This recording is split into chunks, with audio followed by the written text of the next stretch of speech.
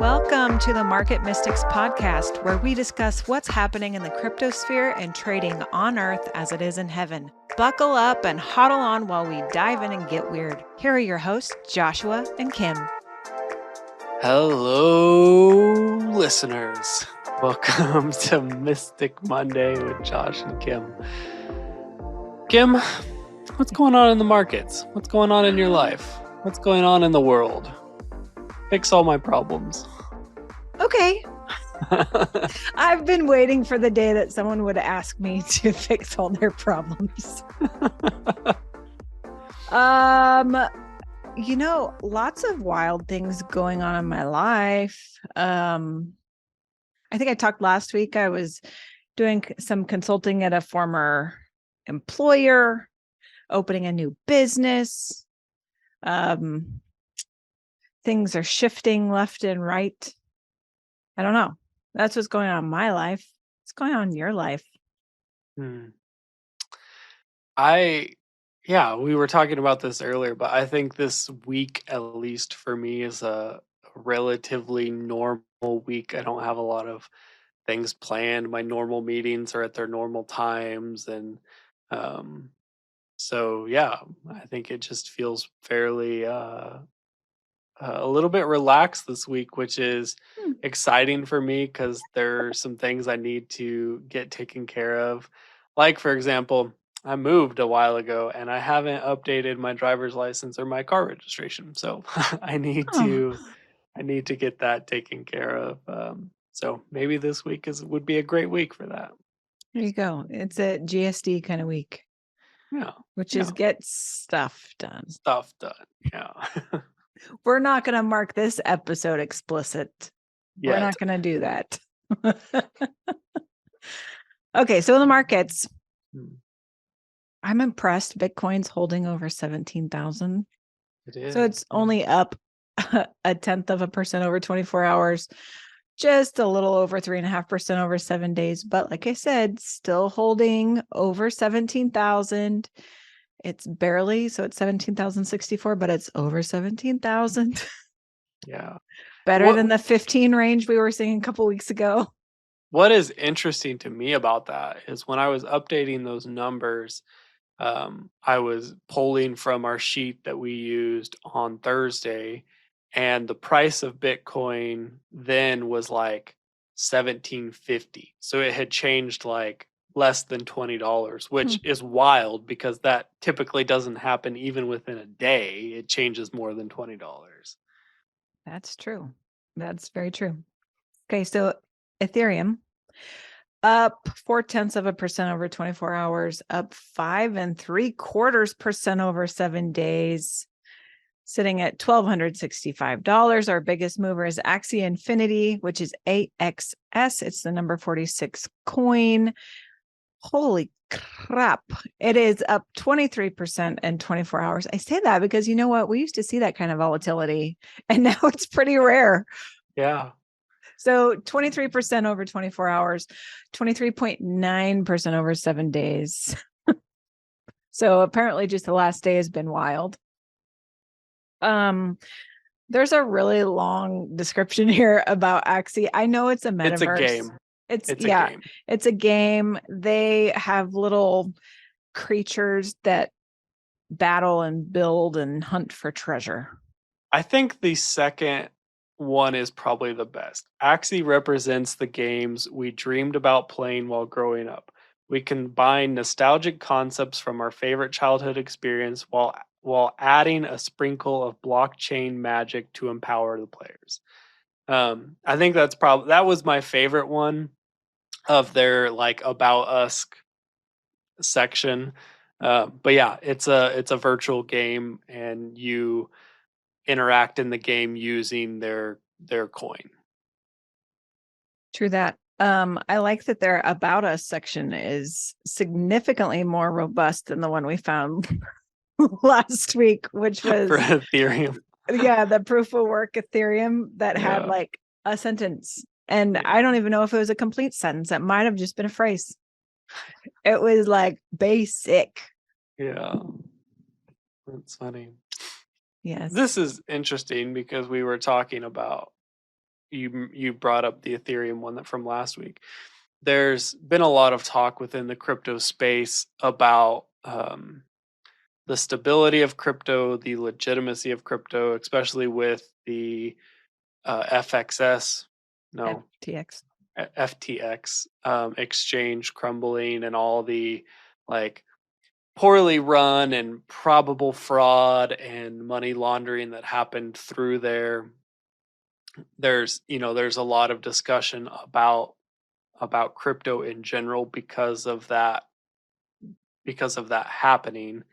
And I saw a quote from Vitalik, who's created Ethereum, and he said, "Don't focus on the people, focus on the technology, or don't focus on the technology, not the price." Or his the point of it was things are going to move, things are going to shake, people are, there's going to be fraud, there's going to be these things. This is what I'm reading into his quote.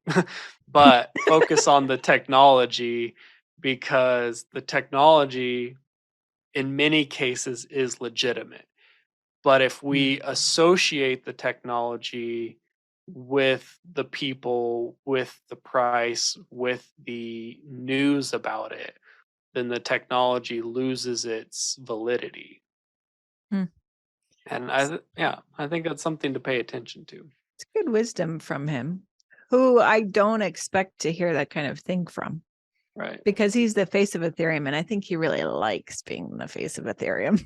I'll just be honest about that. He has a platform and he uses it. That is true. Mm-hmm. In Which a I don't think is very always bad. I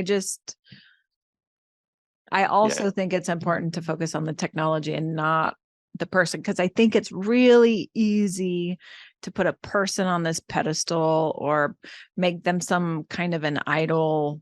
I think it's easy to slip into that. And Mm, I mean, humans tend to fail in life yeah.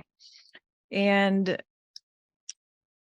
push each other's buttons. And if you don't have the person you're looking to for a technology, then you can actually focus on simply the innovation, which we talk about all the time. Yeah. And we talked about this a couple weeks ago regarding specifically Bitcoin, and how Bitcoin is created by someone using a pseudonym who has never made himself public. Um, and that forces us to not look at the character and the history or the behavior of a person, but Mm-hmm. to look exclusively at the technology of it, because there's nothing else to look at. And I think that that's wise in how Bitcoin was created and has been worked out, because it hasn't been, just like the FTX coin is now worthless. And if Vitalik were to have some massive personal life Scandal or um, something. scandal or something, the price of Ethereum would be affected by that. But in Bitcoin, that doesn't the capability of that doesn't exist. And how are you going to argue with the technology of it? You may say, hey, there's better technology. We can innovate on this technology, but you're not, like, the technology itself's not going to have a crisis, like, not going to Right. have a scandal. So, because it's technology, it's code, it's ones and zeros. Like, that's how, like, what are you going to do with that? Mm-hmm. It is interesting not having a face of Bitcoin, Mm, because, and I would say it doesn't even have to be like the owner or the founder or the developer. You look at things like even Dogecoin. mm, Elon sneezes and Doge moves, right? But if Elon Musk comes into some scandal that people aren't actually for, not the Twitter thing, because everyone's actually for that, I think. I think people love a good dumpster fire. Um, but I'm just saying, like, if he comes into something that really scandalizes something in his life, you would probably see Doge react in kind. Mhm. the price of that. But I think it's interesting to see Bitcoin that doesn't even have that. So it didn't Mm. even have to be the creator, but Bitcoin just doesn't have the representative. And I appreciate that. Yeah. You have to decide if it's valuable to you based on what it is. And maybe a lot of people decide based on a friend told me this, or I read this online, or like, you could be influenced for another reason. But if you're really making a um, analytical, fundamental decision, it's the only thing you have is what is the technology it was created with, and how has it performed? Hmm. Yep. Mm. Agree. Okay. What are we talking about today, Josh?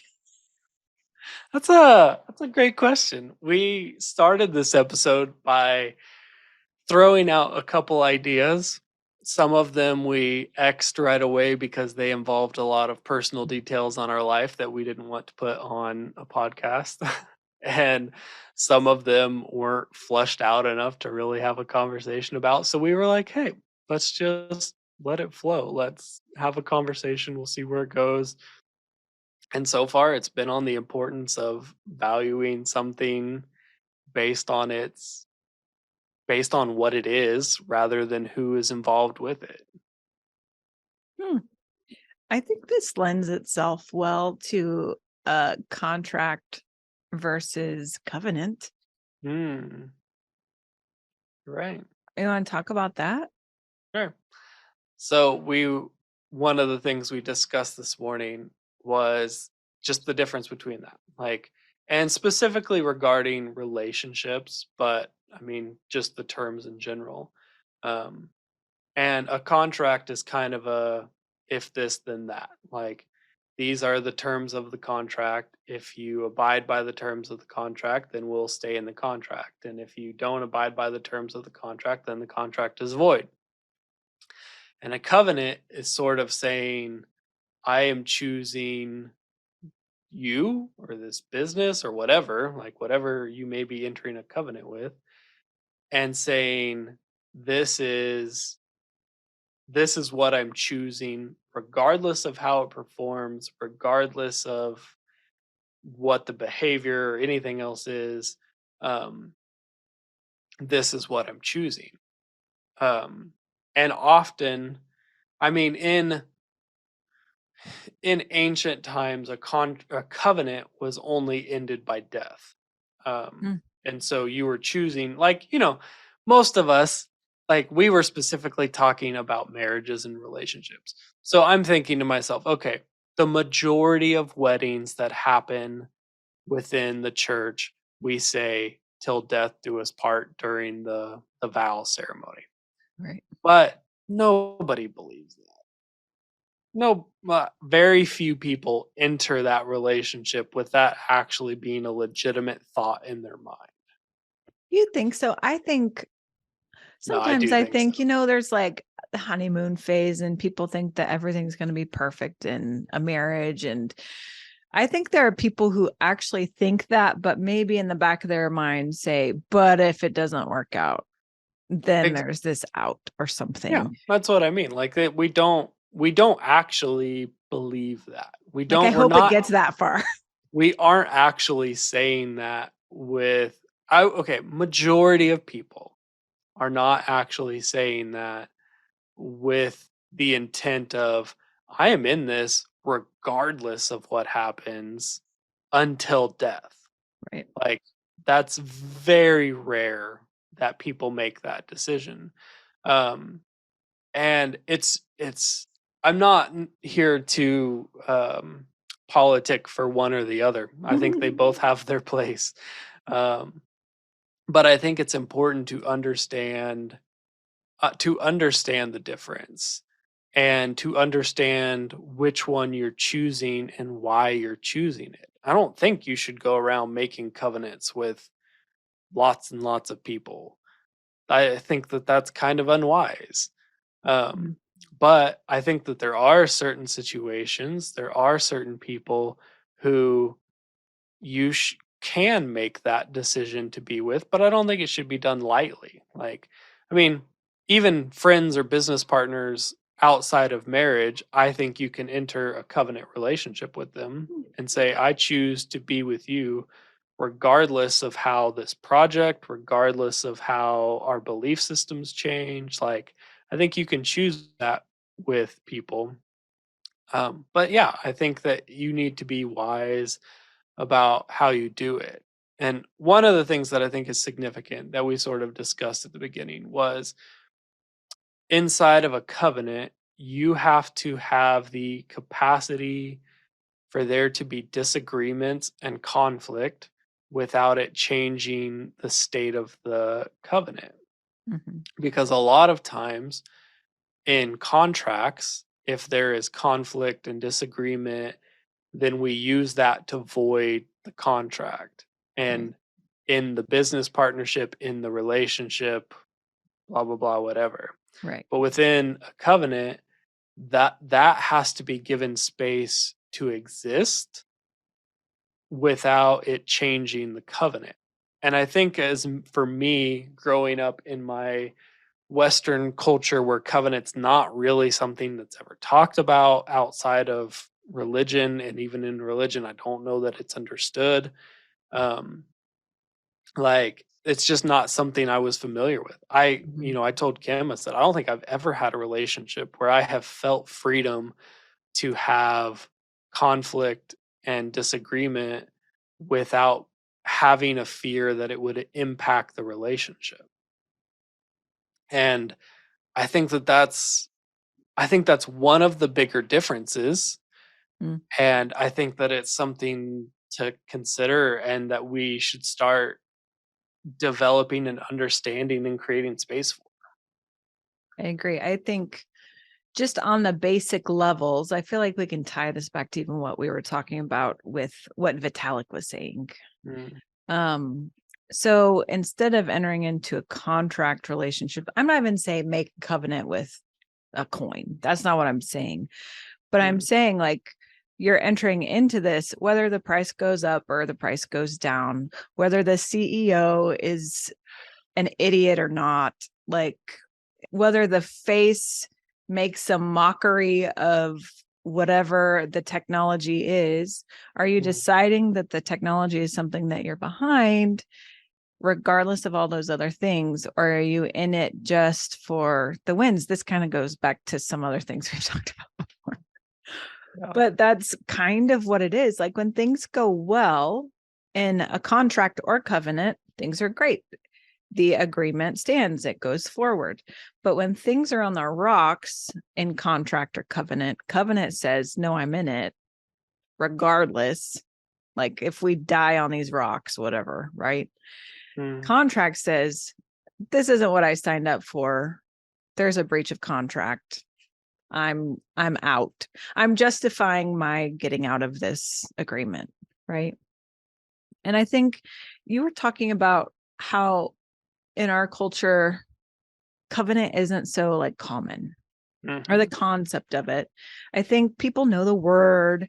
I think people know the basics of what it is. I don't know that covenant is actually executed well in our culture. I would even say maybe sometimes in this day and age. mm, I think it was far more prevalent before there were so many ways to communicate with so many people outside of your circle. right. I might just put that out there. But I think, I mean, I've been involved, just to be real. Um, my husband, Jason, and we started this ministry, I don't know, 8 years ago, something. And through this, we connected with other people in the city. If you've heard me talk about anything, you know, one of the songs I have to sing is unity. I don't believe in having walls between denominations. I don't believe in having like divides between people who practice one way or another. So we wound up being connected with this other group of people who are very similar. So they don't all practice the same, but they all just agree that, you know what, we're kingdom and we will love each other and everything. Anyway, it's an interesting thing, because within that group, we got like we kind of got brought into the inner circle, and the person who was leading it talked often about these are covenant relationships. If you're in this with us, this is covenant. And it was talked about actually quite a bit. And that was my first like extended exposure to covenant, which is sad because obviously I was married to Jason, and honestly, I was married before that. So you would think I would have been exposed to covenant a bit more, but this was more like in your face. However, when there was a conflict, and it actually had to do with the practice of faith, like how you walk out your faith, it was decided that the only way we could go forward is to break covenant and not have anything to do with one another. And I will say that was freaking hard because in my heart, I took, even though I didn't have a ton of exposure before it, there's something in me that knows what covenant is. You know what I mean? I would say probably my spirit. And it's because of who the Father is and how he operates. But it was like heart-wrenching. And it's not like these are people I knew all my life or something, but it was like entering into a covenant and having it end over something that covenant shouldn't end over is somewhat devastating. Yeah. You know, whereas a contract, it's always kind of understood that if one end or the other doesn't hold up their end of the bargain, then it can be ended. Yeah. Right. But I think when we talk about this, you think about covenant, and it's not based on those parameters. It is based on agreement to be in it for the long haul. Right. Yeah. And so when there is a breaking of covenant, it can be wildly painful and hard to deal with. I know that's not where we were going, but it's real. Yeah. Yeah. So I want to tie this a little bit to my faith and belief. And I want to preface this by saying this was a thought proposed by somebody else. I am I'm playing around with it. I'm not going to tell you that it's absolute truth. I'm playing around with this concept. So there's the idea that Yahweh created covenant with the tribe of Israel and the 12 tribes within Israel.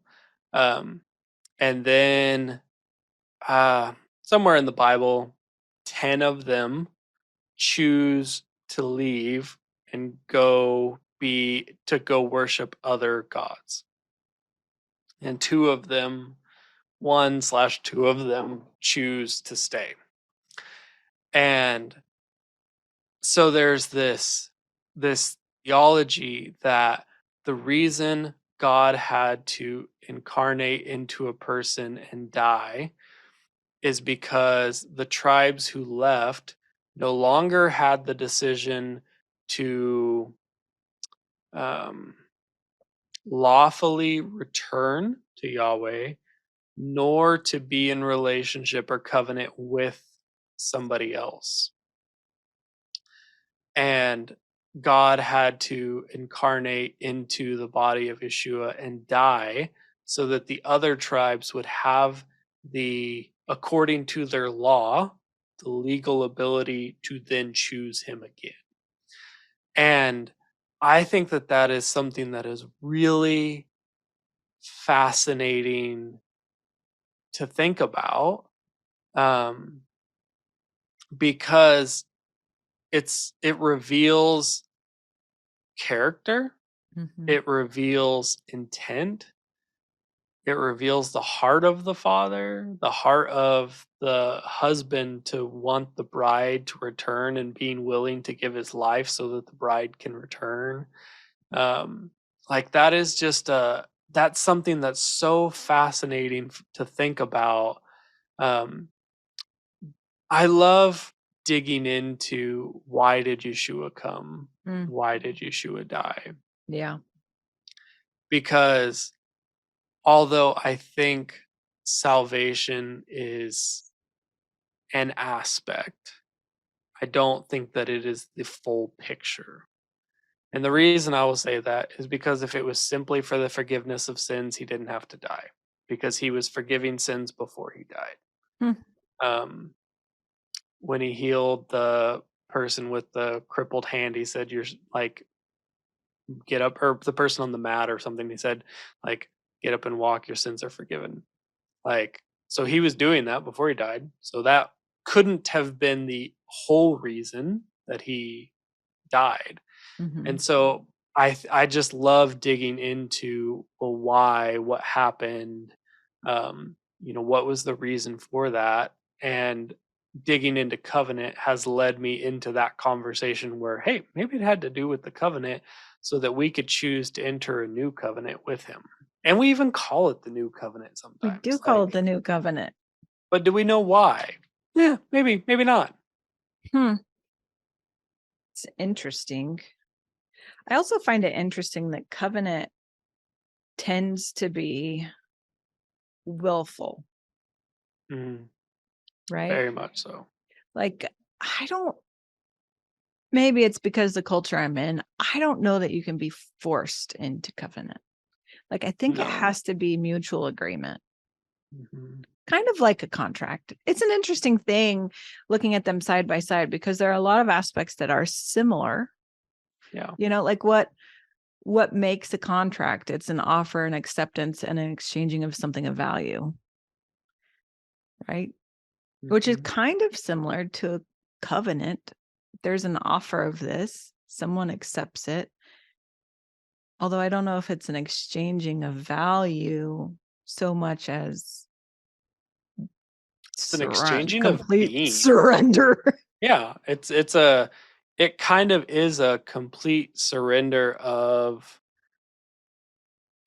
all that I am, giving all that I am, and in Mhm. receive in recipient receiving in return I am getting all that you are.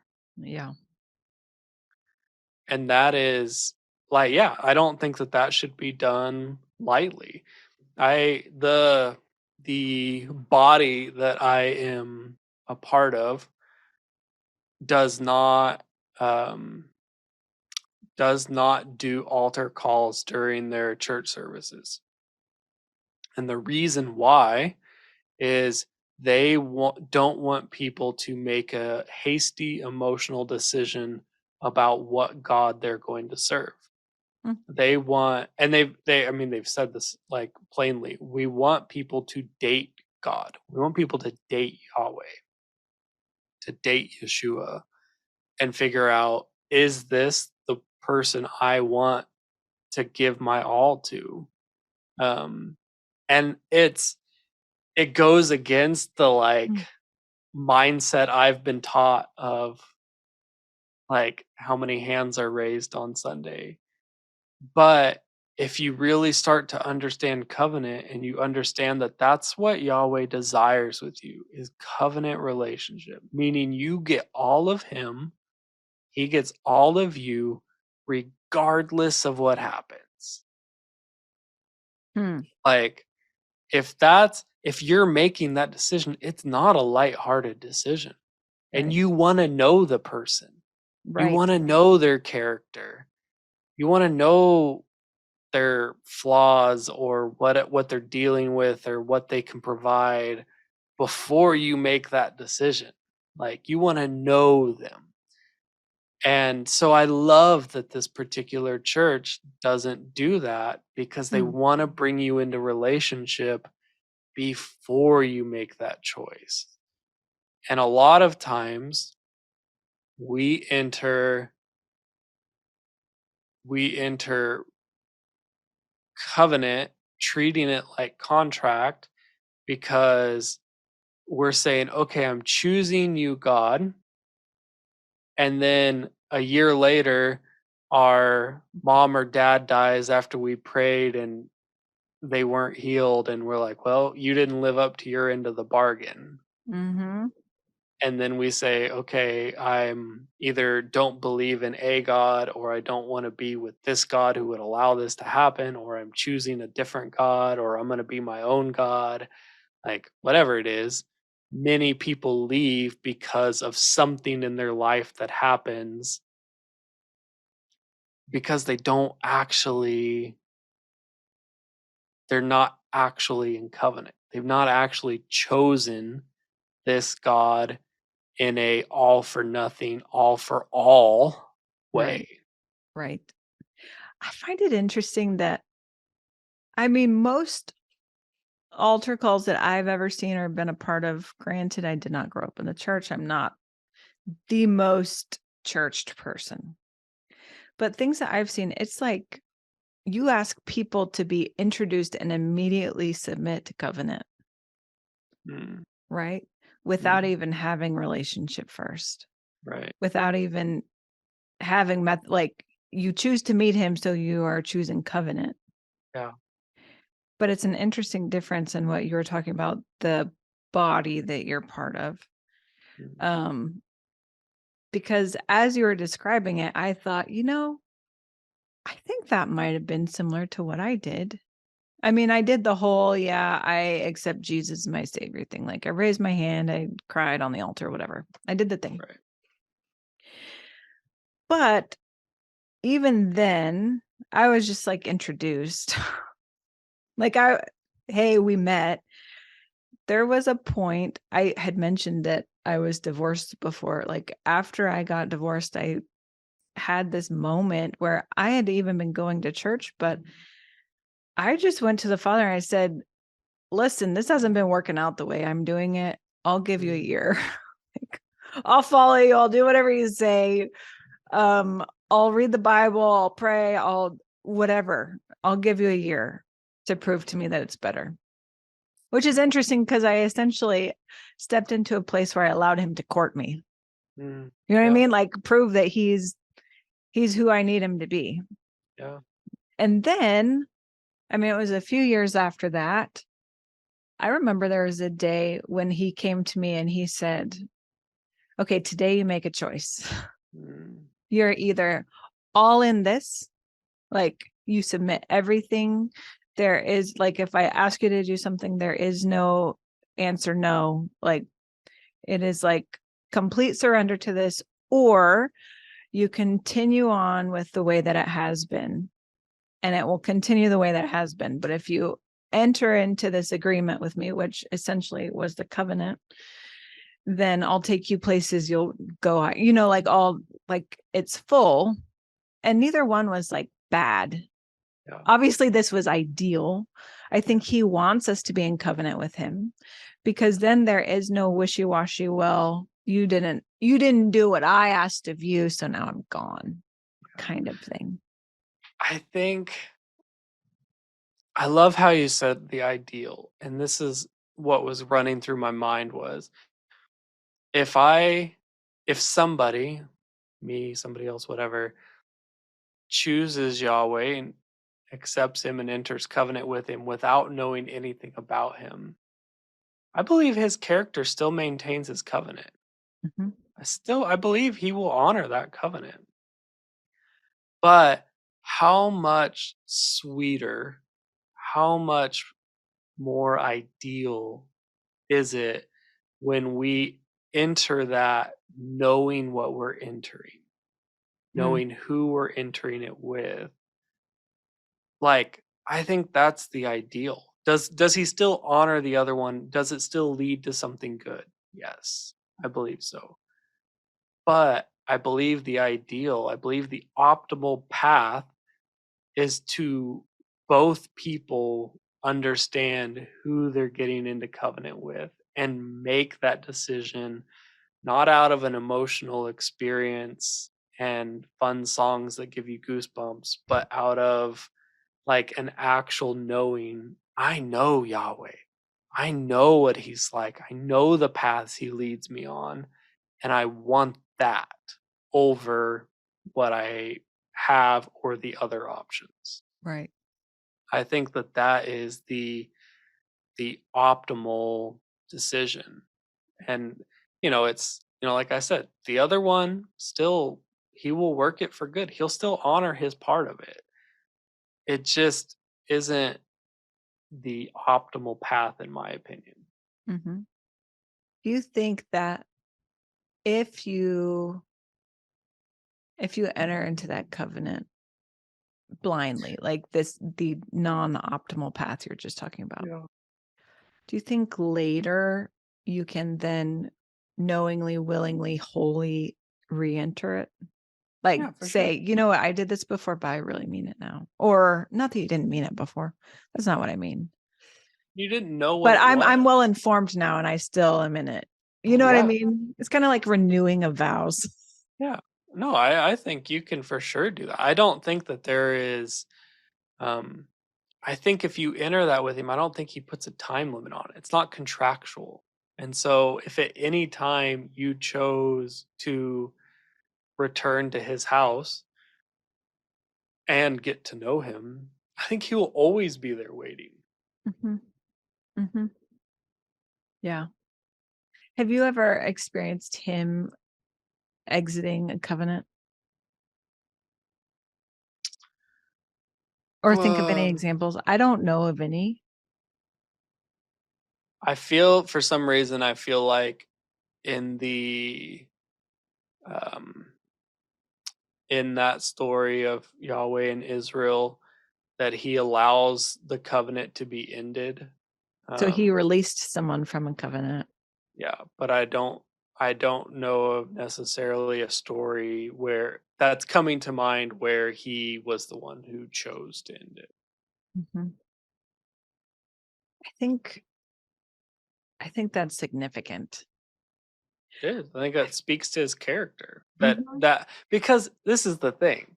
If we constantly are going to people saying, "Oh, I want to be in covenant with you. I want to be in covenant with you," and then we're constantly ending it, people are going to look at that and say, "I don't want to be in covenant with you. You don't stay in covenant. You don't know what covenant is." Like, I think it's a reflection on our character, and not that we can't grow and change and you know become different. But I think if our God, who we are serving, who we are loving, has the character of constantly ending covenants, that wouldn't be a God that I want to be in covenant with. Agree. Hmm. Interesting stuff today, Joshua. I like how we basically took our entire conversation before and sort of rehat it, but from a different point of view, from a different aspect. That's true. It was good. It was good talk. Very true. I still think maybe one day we'll record our pre-conversation and then Maybe eventually that will be our Patreon bonus there content. you go. Is the pre-conversations. Yeah, that's amazing. All right. Well, thank you for joining us today. We will see you guys on Thursday. Thank you for listening. Join us every Monday and Thursday as we discuss trading on earth as it is in heaven. If you want to connect further, follow us on social media at market.mystics for Instagram and TikTok, and search for Market Mystics on YouTube and Facebook. If you still need more, follow the link on Facebook to book a coaching appointment. Until next time, see ya.